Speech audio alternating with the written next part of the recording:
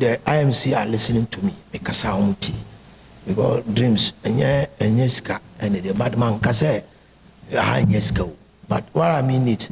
So we are watching so we are there now. Together with the boys we can do it. So I also wish send I'm coach a coach me.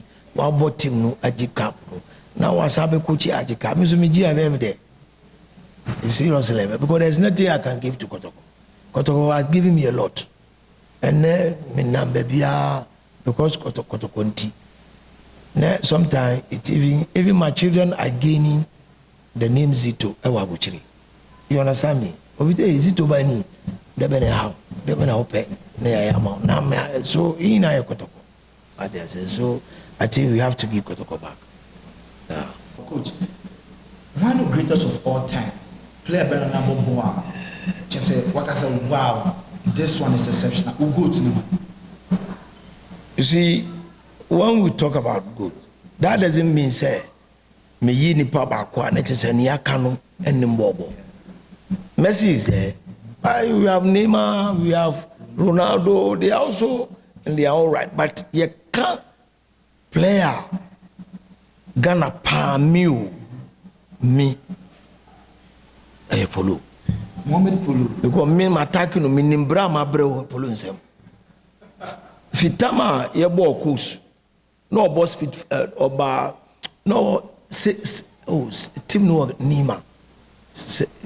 Say less ana say less na me so me bo great Mohammed one so and na me bo speak fire enti ye de ni bae ye no nkobo man ni o ye no Polo ye na attack Polo enti 87 Kotoko versus us me yinu free match mo ha me yinu me bo na chi enti all corner me so manyaw da bia ba ro Polo so anka Polo ko Europe and Tema, Gometa Frena.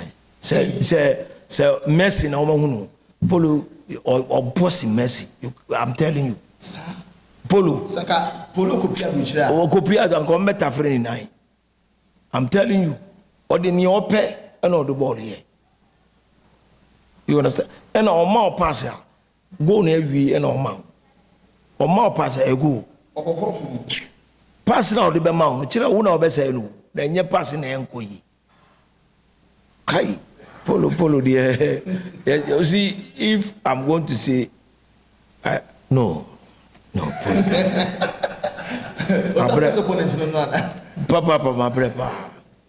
Okay, apart from Polo, no, now I'm my first African Cup match. Ghana versus Kotoko versus Karim Stars, 1981. And member be that. The first match, until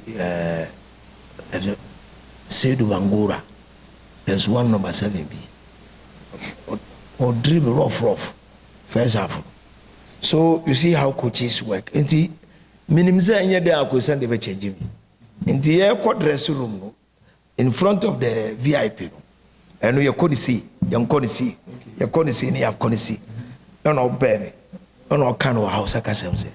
Kana tamana changing kani te yutsa kukunya ukase me change you now kono kongongo ni mas. So the second half when I came back na say do hwe say me na metake no no ana. You see how but Polo no yet yes so Kofi Onija kana sama chire, you know. Me, I was being trained by Onija. Waka footballers in some match. So Kofi Timbe Bisani say, me koisi obesi amami ana oka ayano akwakoe. What you say? Oh, you see Baba Yara. Me wan so mi swa. Oh, ye ne koto duane breo. Oh, ba ni ami me king there. Polo. Let him tell has no Kotoko bo me ko he na me so we ne Kofi say no bo Kotoko for na down upon bo 2 I say down upon ni Kofi say any ha em say ni wofu down upon thinking say down upon person otaki Polo because no more national team together me ka say twa down upon Kofi say buy no or ye no bibi ma okotehwe ma ni peto no a ohye no eti se danta ave na me say na opon esere no oni polo ala she oni polo di agro polo atwe obi ama ni ati nka moya da opon a mo friend am bisa no na me was Accra Sports Stadium small boy me yesi Kotoko ba me CSS kana ba ho Kotoko so we see o better ko